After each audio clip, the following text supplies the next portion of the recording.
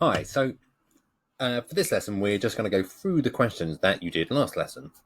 I'm just going to show you what to do, and I just wanted to make corrections. Green pen, adjust what you've done, and if you've done it all correct, well done, give yourself a pat on the back. First question, in a main circuit, name the wire that is earthed at the local substation. Okay, there are 3 wires, remember? Check the pen. We've got earth, live, and neutral. The earth one is earthed in your house, underneath your house.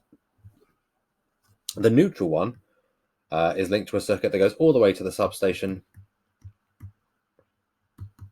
and is earthed there. So the one that's earthed at a local substation is the neutral wire. In a main circuit, name the wire that is alternates in potential.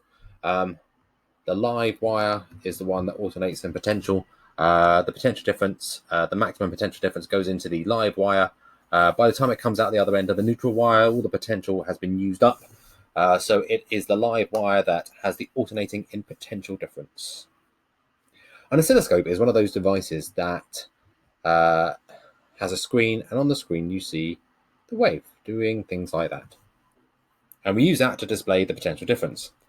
Explain, though, how the trace would change if the potential difference was increased. If we increase the potential, what you would see is exactly the same shape, but the wave goes higher.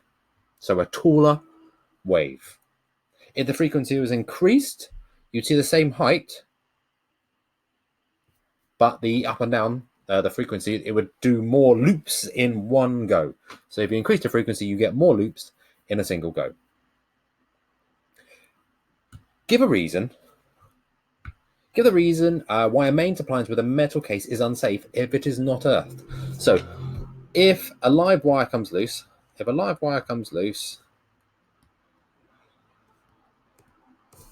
then then what happens is that live wire can touch the metal case. And if the metal case is touched by the live wire, the case becomes live. And just by touching the outside of that metal device, say it's your washing machine, if the wire comes loose and you touch the outside of your washing machine, you will get an electric shock, which is bad. Fortunately, the device should be connected to an earth wire, and if the live wire does come loose, the earth wire just drains all that electric current off down into the plate underneath your house in the earth. So basically, it is there as a kind of safety device. So if a wire becomes loose and touches the metal case doesn't become live. Write the color of each wire in the main circuit. Okay, the earth is green and yellow. The live is brown. And the neutral is blue. Okay, which is the next question? Here is the next question. Explain why the wall sockets in a room are connected in parallel with each other. If they're connected in parallel, so you've got your devices like this. Parallel means you can turn one thing off without affecting the other things. So it would be annoying if you turn one light off in your house, all the other lights turned off, and if you turn one on, all of them turned on. That's what would happen if it was in series. By having it connected in parallel, you can have the lights turn on independently. Parallel allows lights to work independently. A small hairdryer has a double insulated plastic case and is fitted with a plastic mains cable that contains 2 wires that are insulated separately. Name the 2 wires. Well, if it's plastic, it doesn't need an earth wire. So the 2 wires are live and neutral. Why are the 2 wires insulated separately? They're insulated separately because you don't want the live wire touching the neutral wire, and you don't want the neutral wire touching the live wire. This was to stop a short circuit.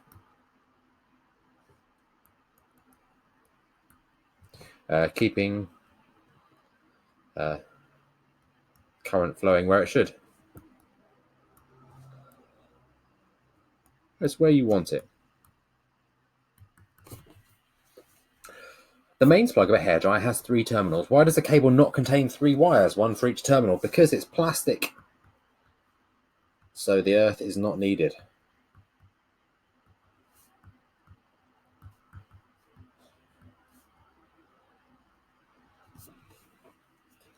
Right. Let's go to the next one. This one. Calculate the current in a 230 volt, 2.5 kilowatt electric kettle. So V is 230. P is 2.5 kilowatt, which is the same as 2,500 watt. P equals IV, so P over V equals I, so 2,500 all over 230 equals 2,000 equals 10.9 amps. Write the fuse 3, 5, or 13 that you would fit into the kettle plug. You'd have to go for the 13 because 13 is above 10.9. You have to go for the fuse, the closest one above. If you put a 3 amp or a 5 amp in, it wouldn't work. It would just blow every time you turn the kettle on. So you have to go for the 13 amp fuse. If the kettle is used on average 6 times a day for 5 minutes, times 5 minutes, so we've got to do this in seconds, so 5 times 60. Calculate the energy in kilowatt hours used in 28 days, times 28 times the power of 2,500. So if we do all of those things, 6 times 5 times 60 times 28 times 2,500 gives us a total energy of 1, 2, 6, and then 6 zeros. 1, 2, 3, 4, 5, 6, or 126 megajoules. Now, if you divide that by 3.6 megajoules,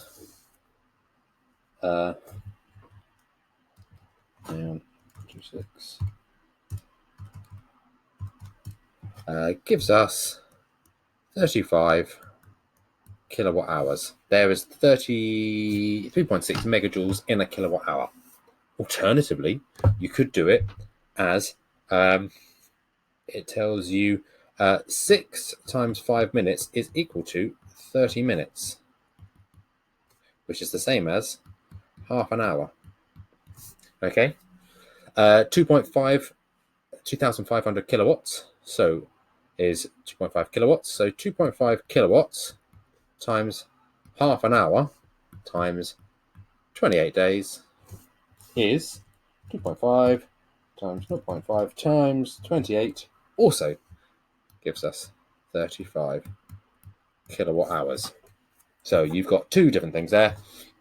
You can convert the whole thing to joules and divide by how many joules there are in a kilowatt hour, or you convert the power to kilowatts, multiply by the number of hours, half in this case, times it by the number of days, gives us 35 kilowatt hours.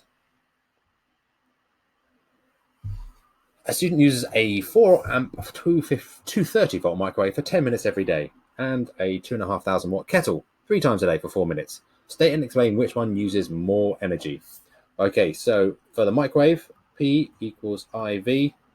So 4 times 230, 4 times is 920 watts. And uses it for 10 minutes every day. So 920 times 10 times 60 times 10 times equals 552,000 joules. That's how much energy you use when you're using the microwave. The kettle, we have, let's move this up a bit. The kettle's power is 2,500 times 4 minutes, so 4 times 60 times 3 times a day. let's do 2500 times 4 times 60 times 3 is 180,000 joules. Is that right? No, extra zero in there. So basically this is like 1.8 megajoules, and that's half a megajoule. So which one uses more energy? The kettle uses a lot more energy, a substantially large amount of energy compared to the other one. The electric kettle takes 300 seconds to heat 1.5 kilos of water. Calculate the efficiency. So we need to work out the energy required. The energy is equal to, so the specific heat capacity is you take the mass of the water times by the specific heat capacity times by the temperature change. So the mass is 1.5 kilos. The specific heat capacity is 4,200. And the temperature change is 100 minus 15.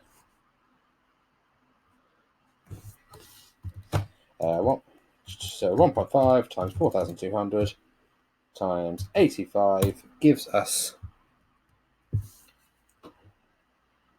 535,500 joules of energy required to heat that amount of water. Okay, but it says the kettle runs for 300 seconds, so the power of 2,500 watts times 300 is 750,000. So you need to put this much energy in to boil that much water, but the kettle had to give that much energy. So we divide. Where's that button gone? If you do 535,500 divided by 75000, you get 0.71. Times that by 100 equals 71%. The kettle is about 71% efficient. Right, where are the other questions?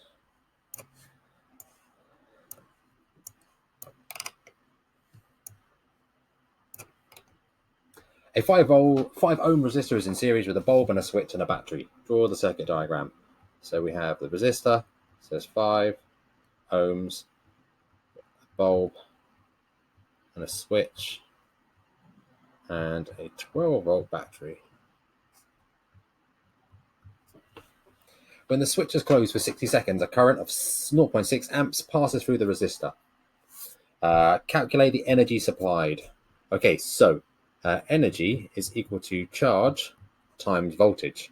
We don't know the charge, so we can work that out though, because the charge is Q is I times T. So E is actually equal to I times T times V. So the current is 0.6, the time is 60 seconds, and the voltage is 12. So 0.6 times 60 times 12 is 432 joules. The energy transferred to the resistor. Okay, so what we need to know is how much of the voltage is used up in the resistor. So we know the equation V equals IR. We know I because the current in a series circuit is the same everywhere. So we do I times R, or 0.6 times 5, we get 3 volts. 3 volts are used up in the resistor. So we got 0.6 times 60 times 3. 0.6 times 60 times 3 is 108 joules. The energy transferred to the bulb, you can be lazy and just do 432 minus 108. 432 minus 108 is 324 joules, or if you want to do it the long way, if you've got 12 volts there, 3 volts is used up there. That means you must have 9 volts there. So 0.6 times 60 times 9 is also 324. Just to prove that that wasn't a lie. The bulb is now replaced by a 25 ohm resistor. So we've got 5 ohm and then a 25 ohm. Like this. On the switch. Calculate the total resistance. The total resistance is just 5 plus 25, which is 30 ohms. Calculate the currents in the battery. Again, we know the equation V equals IR. So V over R equals I. So 12 over 30 is 0.4 amps. Calculate the power supplied by the battery and the power delivered to each resistor. Power is P equals IV. So 0.4 times 12 gives you the power to the battery, because the current is 0.4, the battery is 12. So that gives us 4.8 watts. For the resistors, we have to use the equation P equals I squared R. So 0.4 squared times 5, or 0.4 squared times 25. So 0.4 squared times 5 is 0.8, and 0.5 squared times 25 is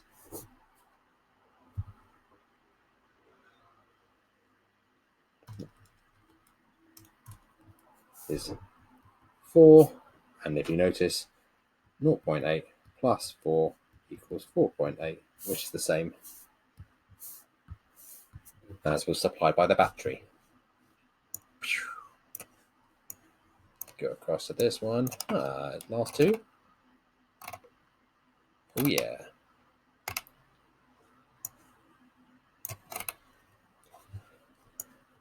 A 12 volt 36 volt bulb is connected to a 12 volt supply. Calculate the current through the bulb. Remember, oh dear, didn't mean to do that. P equals I V, so P over V equals I 36 over 12, 3 amps. A charge through the bulb in 200 seconds. So Q is the charge, so that's I times T, so 3 times 200, 600 coulombs. Show that 7,200 joules is delivered in the 200 seconds. So joules is energy, energy is QV. So we know Q is 600 and V is 12. 600 times 12 is 7,200, which is what they said.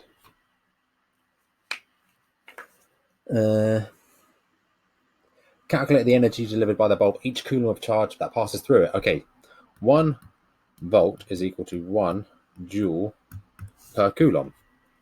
1 volt is equal to 1 joule per coulomb. So if there's 12 volts, it's 12 joules per coulomb. So 12 volts is equal to 12 joules per coulomb. So that's part 2. A second bulb is connected to the power supply in parallel with the first bulb. Calculate the current through each bulb. So we've got 12 volts.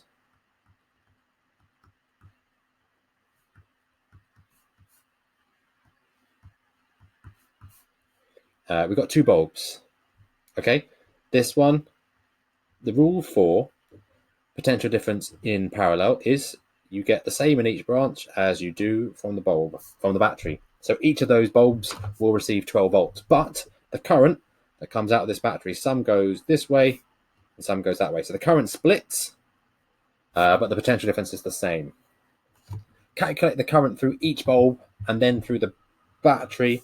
So P equals IV, we know that. So if we do P over V, which we've already done, which gives you I, so 36 over 12, so that was 3 amps. which is, we knew that's 12, so 3 amps through each bulb. But then if we've got 3 amps here and 3 amps here, they combine to make 6 amps there. So 3 plus 3 equals 6. So you get 6 through the battery. Show the energy delivered per second in the 2 bulbs is equal to the energy supplied by the battery. So we know the power for the 2 bulbs is 36, because it tells us that 36 and 36. Or let's work out the power by the battery. P equals IV. So in the battery, we've got 6 volts times by 12. 6 times 12 is 72 watts. And 72 is the same as 36 plus 36.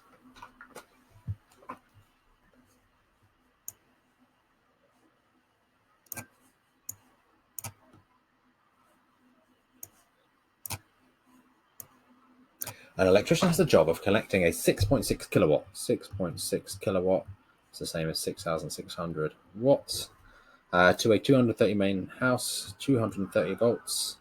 Calculate the current. P equals IV. P over V equals I. 6,600 divided by 230 equals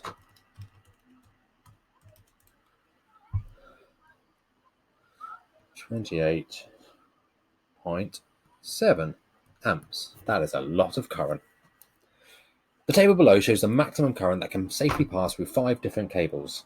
For each cable, the cross-sectional area is given. To connect the oven to the main supply, determine which cable the electrician should use and give reason. Okay, so the current has to be able to take at least 28.7. Okay, so C, 28 is too small. 28.7 will blow it. 18, too small. 14, too small. So 36 is a decent amount of current. So you need a 4 millimeter squared cross-sectional area cable, cable D, because it can take the amount of current, is the one above. It can take the amount of current. Explain what should happen if you chose a thinner cable. Hang on, let's do this. D is correct, because it's the next cable above working current. Explain what would happen if you chose the thinner cable. If you chose the thinner cable, as soon as you turned it on, the current would be too high, and then that cable would melt. Current would melt the cables. So that's why you've got to make sure you have the right one. Okay, there you go. Lots of information. Hopefully you marked all of your stuff. Hopefully you did well. If there's something you still don't understand, send us a message, leave a comment or something along those lines, and we can clear that up for you. But I'm sure you've done really well. Don't forget to send the green pen work to your teachers as evidence that you've done something today. Thank you. Bye.